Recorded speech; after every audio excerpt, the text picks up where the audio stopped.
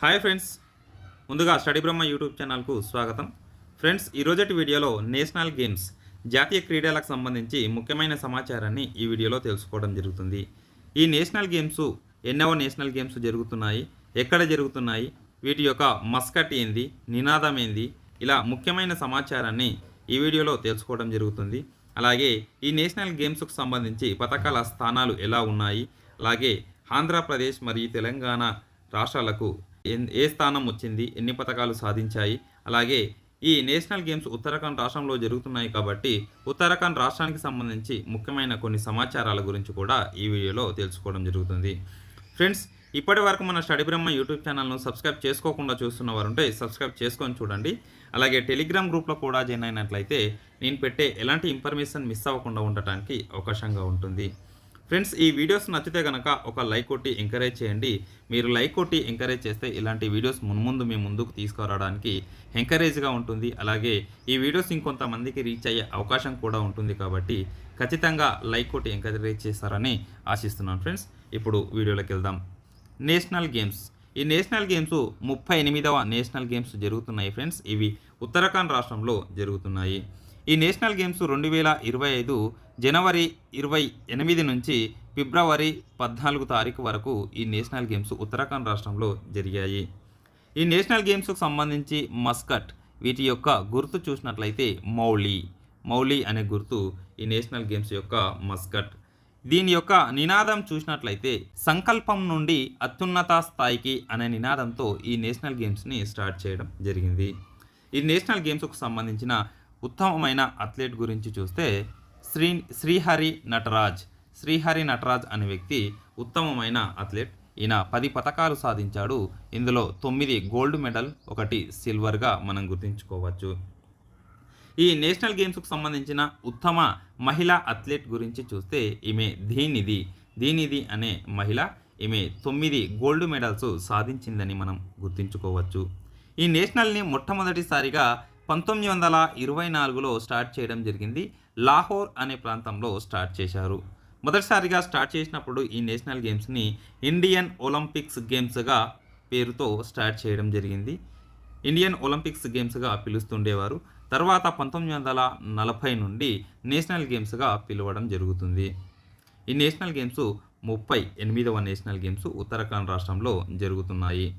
అలాగే ఈ నేషనల్ గేమ్స్కు 37వ నేషనల్ గేమ్స్ ఎక్కడ జరిగాయి, అలాగే 39వ నేషనల్ గేమ్స్ ఎక్కడ జరుగుతున్నాయి అనేది చూస్తే 37వ నేషనల్ గేమ్స్ గోవా రాష్ట్రంలో జరిగాయి. ఇవి 2023లో జరిగాయి.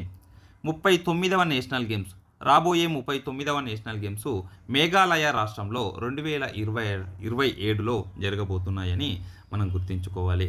ఇప్పటి వరకు మన తెలుగు రాష్ట్రాల్లో నిర్వహించినటువంటి నేషనల్ గేమ్స్ చూస్తే 32వ నేషనల్ గేమ్స్ని మన తెలుగు రాష్ట్రాల్లో నిర్వహించారు.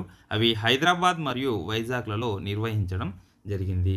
ఇవి నేషనల్ గేమ్స్కి సంబంధించి వాటి యొక్క పథకాల స్థానాల గురించి కూడా ఇప్పుడు చూద్దాం.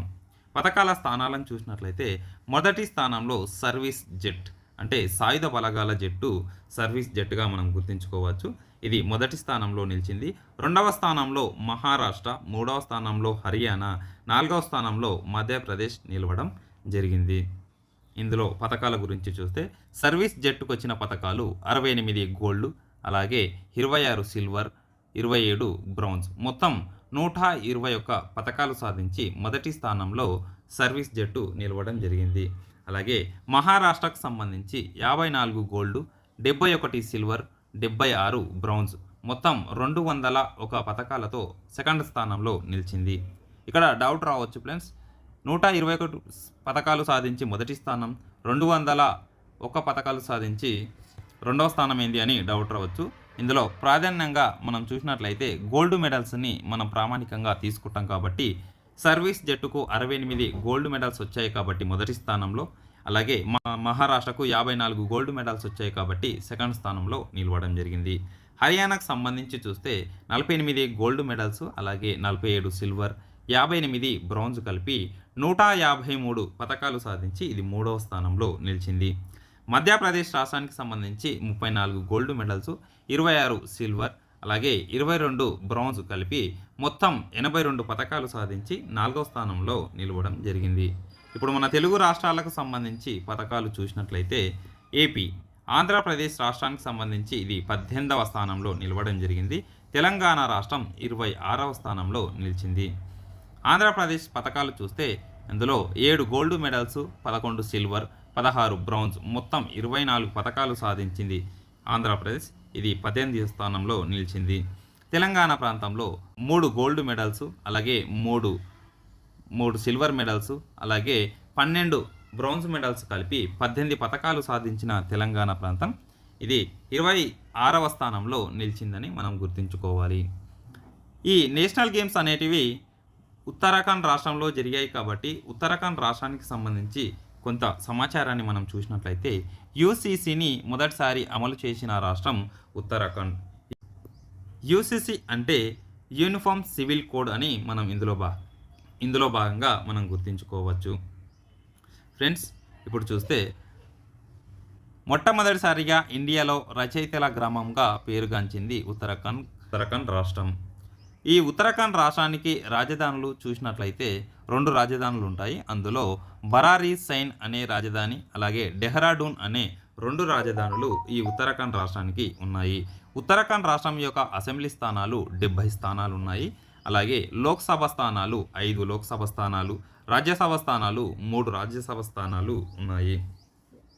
ఉత్తరాఖండ్ రాష్ట్రం యొక్క సీఎం చూస్తే పుష్కర్ సింగ్ ధామి, అలాగే గవర్నర్ చూసినట్లయితే గుర్మిత్ సింగ్.